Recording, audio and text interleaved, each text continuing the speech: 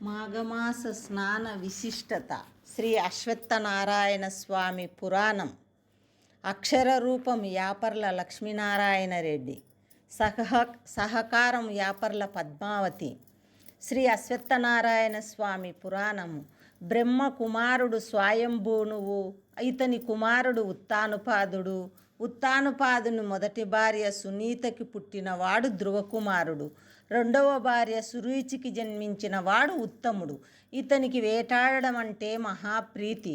ఎప్పుడూ అడవిలో క్రూరముగాలతో పాటు ఏ హాని చేయని పక్షులను, జింకలను, నెమళ్లను, అడవి దున్నలు, అడవి ఆవులను, పిట్టలను, కుందేళ్ళు, ఉడతలు మొదలగు సాధు జంతువులను కూడా వేటాడి చంపేవాడు.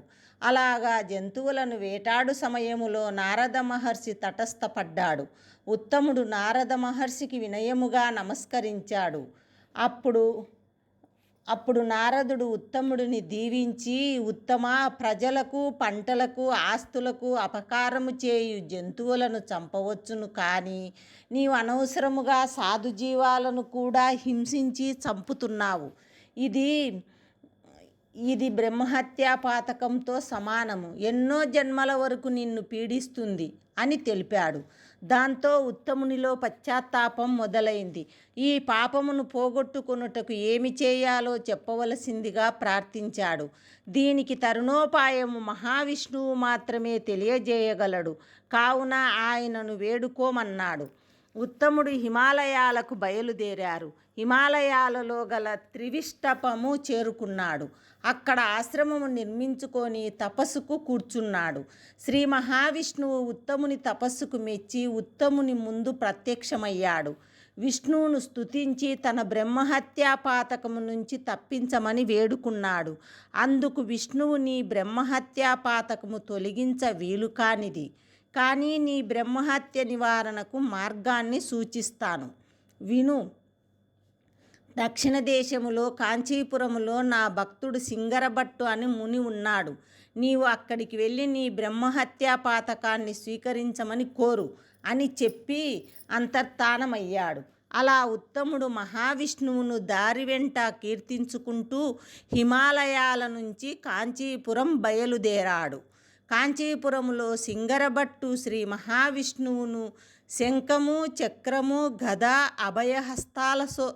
అభయహస్తాలతో దర్శించాలన్న కోరికతో వరదరాజస్వామిని సేవిస్తున్నాడు. 12 సంవత్సరాలు సేవించిన ఫలితముగా ఒకరోజు శ్రీ విష్ణువు సింగరభట్టుకు కలలో కనిపించి, త్రివిష్టపము అంటే భూలోక స్వర్గం అని అర్థము. ఇది ఇప్పుడు టిబెట్టుగా పిలువబడుతున్నది. బ్రహ్మహత్యా పాతకంతో ఉత్తముడు నీ దగ్గరకు వస్తాడు.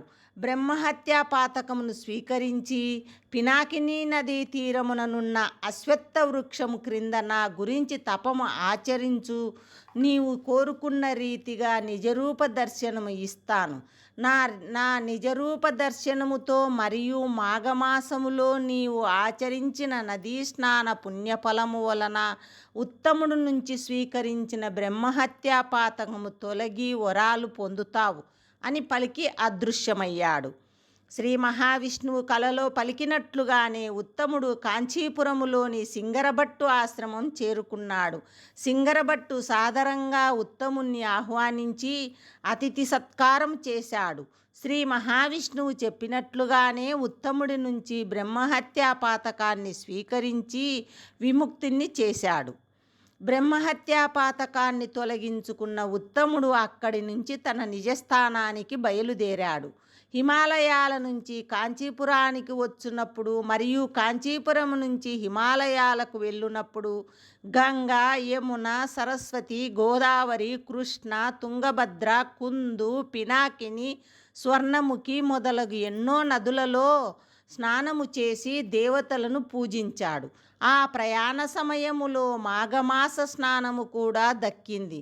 ఒక యక్షుని వలన జరిగిన పోరులో ఉత్తముడు మరణించాడు. మాఘమాస స్నాన ఫలితము వలన విష్ణు సాయుధ్యం పొందాడు.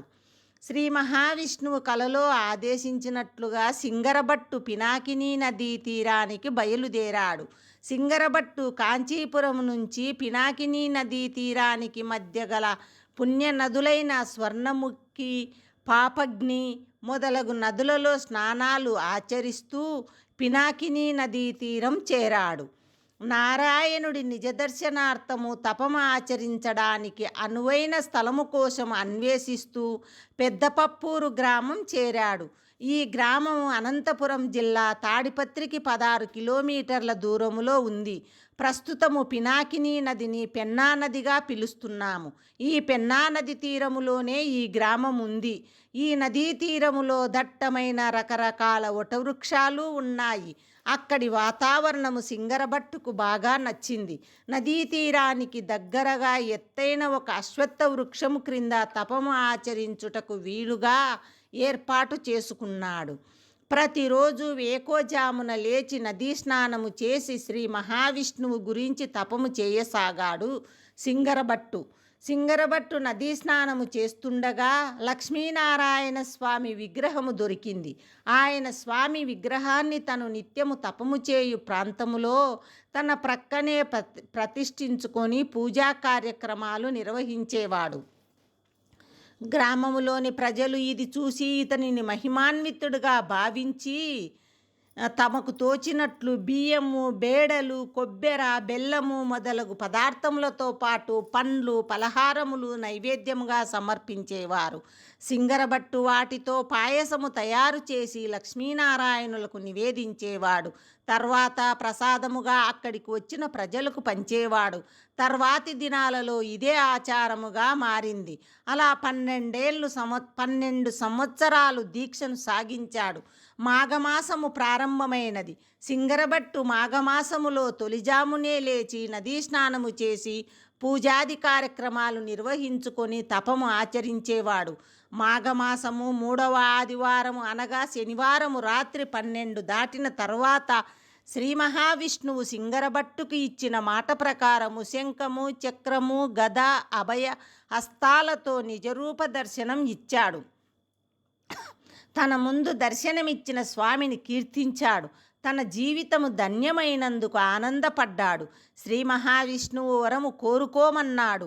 అందుకు సంతోషించి పురుషోత్తమ, ఎక్కడో కాంచీపురములో వరదరాజస్వామిని సేవించు నన్ను పినాకినీ నదీ తీరమున తపము చేయుటకు పంపావు. నేను తపము చేసిన ఈ వటవృక్షము క్రింద నీతో పాటు నేను కూడా కొలువై ఉండునట్లు వరము అనుగ్రహించు అని వేడుకున్నాడు. సింగరబట్టు ముని కోరికను మన్నించి శ్రీ వైకుంఠవాసుడు తదాస్తు అని దీవించాడు.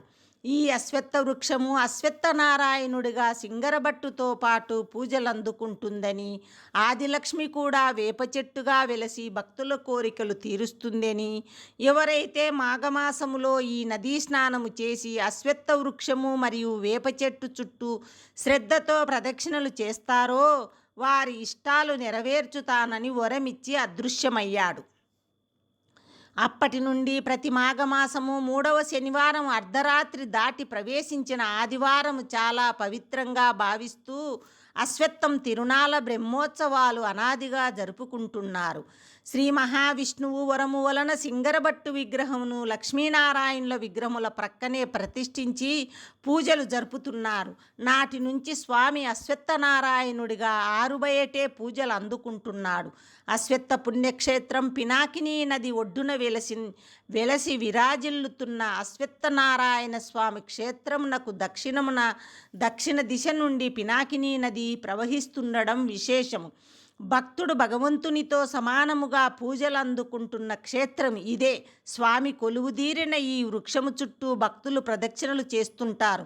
తమ కోరికలు నెరవేరేలా చూడమని ప్రార్థిస్తూ అదే అశ్వత్థ చెట్టుకు ముడుపులు కడుతుంటారు. వివాహము, సంతానము, సౌభాగ్యము, విద్య, ఉద్యోగము, వ్యాపారము ఇలా భక్తులు ఏది కోరుకున్నా అవి వెంటనే తీరతాయని స్థానికులు చెబుతున్నారు. ఇక ఈ క్షేత్రములో సీతారాములు, హనుమాన్ నవగ్రహాలు కూడా ఉన్నాయి. అజ్ఞాతవాస కాలములో పాండవులు ఈ క్షేత్రానికి వచ్చినప్పుడు భీముడు ఇక్కడ శివలింగాన్ని ప్రతిష్ఠించినట్టు చెబుతారు. భీమునిచే ప్రతిష్ఠించబడినందున శివలింగము భీమలింగేశ్వర స్వామిగా పిలువబడుతున్నది. ప్రశాంతమైన వాతావరణంలో పవిత్రమైన ప్రదేశములో కొలువుదీరిన శివకేశవులను దర్శించుకుంటే జన్మ చరితార్థమవుతుంది.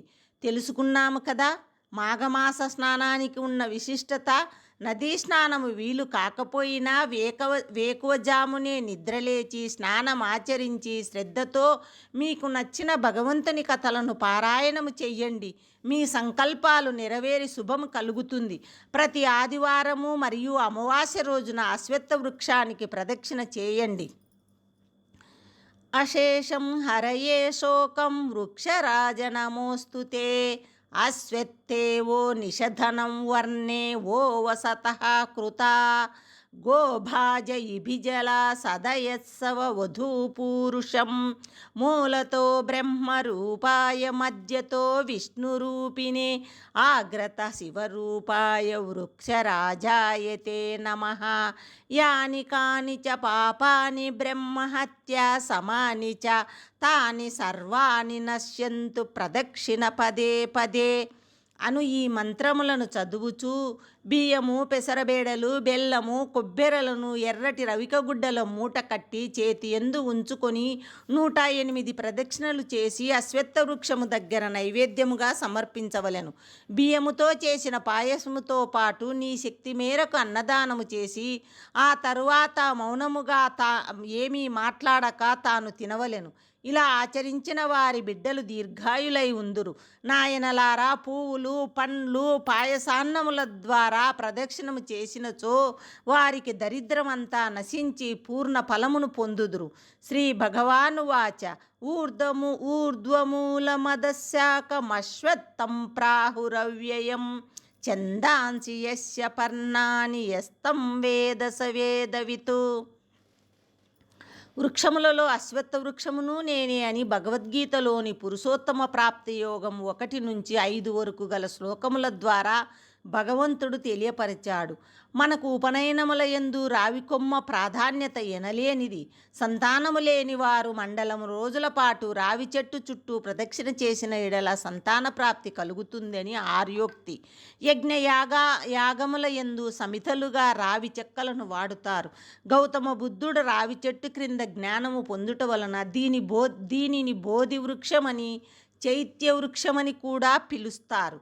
అశ్వత్థ అన్న పదానికి అర్థం ఏమంటే ఉన్నది ఉన్నట్టుగా, ఒక్కరోజు కూడా మరుసటి రోజు వరకు కూడా ఉండనిది, ఒక్కరోజు కూడా ఉండనిది అని అర్థం. అశ్వత్థమనగా ఈ జగత్తు శాశ్వతము కాదని అర్థం. ఈ జగత్తు ప్రతినిత్యం మారుతూ ఉండడమే కాక అది ప్రళయ వినాశనం చేయబడి తిరిగి భగవంతునిలోనికి ఒకరోజు తీసుకొనబడుతుంది. అందుకే దానిలో ఉండేది అంతా తాత్కాలికమైనదే. ఈ ప్రపంచములో ఏదీ శాశ్వతము కాదు అని తెలియజేయడమే అశ్వత్థ వృక్ష పూజలోని అంతరార్థం. మాఘమాస స్నాన విశిష్టత.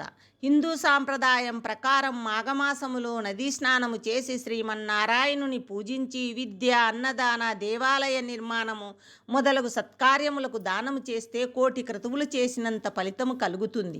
మాఘమాసములో ఏ నది నీరైనను గంగానదితో సమానము. ఈ మాసములో నదీ స్నానము సర్వ పాపాలను హరిస్తుంది. అంతేకాదు మాఘమాసములో వచ్చే ఆదివారాలలో స్నానం ఆచరించి అశ్వత్థ మరియు వేప చెట్టు చుట్టూ ప్రదక్షిణలు చేస్తే ఆరోగ్యము సిద్ధిస్తుంది. సంతానము లేని వారికి సంతాన భాగ్యము లభిస్తుందని స్వయముగా శ్రీ నరసింహస్వామియే వరమిచ్చాడు. అఘము అనే పదానికి సంస్కృతంలో పాపము అని అర్థము. మాఘము అంటే పాపాలను నశింపజేసేది అనే అర్థాన్ని పండితులు చెబుతున్నారు. అందుకే మనకున్న మాసాలలో మాఘమాసం విశిష్టతను సంతరించుకుంది. ఇది మాధవ ప్రీతికరము. మాధవుడంటే భగవంతుడు. శివుడైనా విష్ణువైనా ఎవరైనా కావచ్చు. ఈ మాసములో గణపతి, సూర్య తదితర దేవతల పూజలు, వ్రతాలు కూడా జరుగుతుంటాయి. మాఘమాసంలో ప్రతిరోజు అంటే 30 రోజుల పాటు నియమనిష్టలతో స్నానాలు, వ్రతాలు చేయటం పలు ప్రాంతాల్లో ఆచారంగా ఉంది. ప్రతిరోజు స్నానము, పూజ, నరసింహస్వామి కథలను పఠనం కానీ, శ్రవణం కానీ చేస్తే సకల పాపాలు తొలగుతాయి. ఈ మాసం ఏ పారాయణ చేసినా అది అద్భుత ఫలితాన్ని ఇస్తుంది.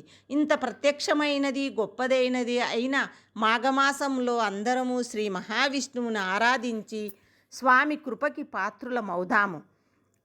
మాఘమాసములో ఎన్నెన్నో వ్రతాలు, పర్వదినాలు జరుపుకోవటం కనిపిస్తుంది. అందువలననే ఈ మాసానికి అంత విశిష్టత ఉంది. తిల చతుర్థి ఈ మాసంలో వచ్చే ముఖ్యమైన తిథి శుక్లపక్ష చవితి. దీనినే తిల చతుర్థి అంటారు. దీన్నే కుంద చతుర్థి అని కూడా పిలుస్తారు. నువ్వులను తింటారు. కుంద చతుర్థి నాడు కుంద పుష్పాలతో పరమేశ్వరుని అర్పించి రాత్రి జాగారణ చేసిన వారు సకలైశ్వర్యాలను పొందుతారని పురాణాలలో చెప్పబడింది. మాఘ పంచమి మాఘశుద్ధ పంచమే శ్రీ పంచమి. ఈ పంచమి నాడే సరస్వతీదేవి జన్మించింది. బ్రహ్మదేవుడు సృష్టి చేయగా చరాచర ప్రపంచము శ్మశాన నిశ్శబ్దతతో ఉంది. ఆవేదనతో తన కమండలంలోని నీటిని ప్రపంచంపై చిలకరించగా చెట్లపై ఆ నీటి బిందువులు పడి ఒక శక్తి ఉద్భవించింది. 2 చేతులతో వీణను వాయిస్తూ మరో 2 చేతులతో పుస్తకాన్ని, మాలను ధరించి సమగ్ర రూపిణిగా దర్శనమిచ్చింది. ఆ వాగేశ్వరి వీణావాదనం ద్వారా ప్రపంచంలోని స్తబ్దతను, ఉదాసీనతను తొలగించి విద్యా బుద్ధులకు అధిష్టాత్రి అయ్యింది. అప్పటి నుండి శ్రీపంచమి రోజున సరస్వతిని పూజించడం జరుగుతున్నది. రథసప్తమి మాఘశుద్ధ సప్తమిని సూర్యసప్తమని కూడా పిలువబడుతున్నది. రథసప్తమి రోజున అరుణోదయ కాలములో 7 జిల్లేడు ఆకులను అందులో రేగుపండ్లను ఉంచి తలపై పెట్టుకొని స్నానం చేస్తే 7 విధాలైన శాపాలు నశిస్తాయట. స్నానానికి ముందు చెరకు గడుతో నీటిని కదిలిస్తారు.